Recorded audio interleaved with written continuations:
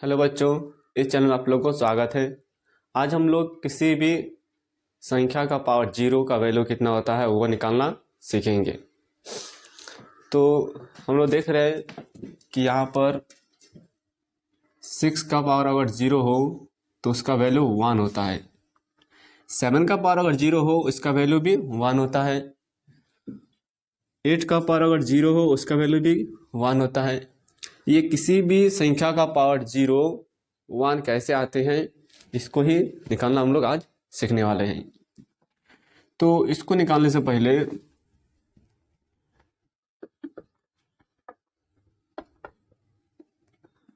देख रहे हैं, मान लेते हैं कि 8 टू द पावर जीरो इस तरह।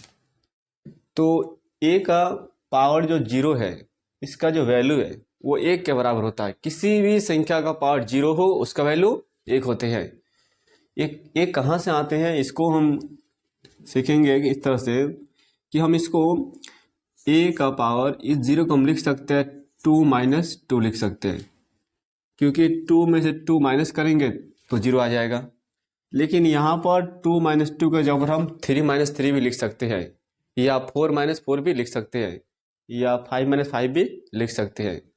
तो यहाँ पर हम इस नंबर पर कुछ भी लिख सकते हैं।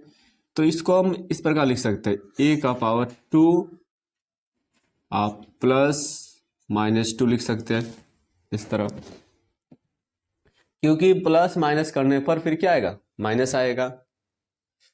उसके बाद हम इसको लिख सकते हैं a का पावर 2 और -2 लिख सकते हैं। सॉरी, इसको हम ऐसे लिख सकते हैं a का पावर 2 प्लस -2, इसको लिख सकते हैं a का पावर 2 और मल्टीप्लाई a का पावर -2। हम जानते हैं कि बेस अगर सेम हो तो पावर जुड़ जाते हैं। बेस अगर सेम हो तो पावर क्या होता है, जुड़ता है।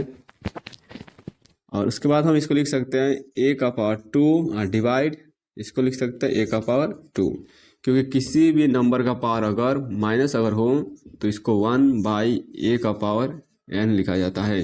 मैंने पावर अगर माइनस है तो उसको हम नीचे करेंगे तो पावर प्लस हो जाएगा, और दोनों सेम आ गया। सेम आ गया तो ये कट गया एक 1 टेबल में, तो 1 आ गया। ये इसका मतलब है कि a का पावर जीरो वैल्यू 1 होता है। इस प्रकार हम किसी भी क्वेश्चन को आसानी से चेक कर सकते हैं। मतलब किसी भी नंबर का पावर जीरो जो होते हैं वो 1 के बराबर होते हैं।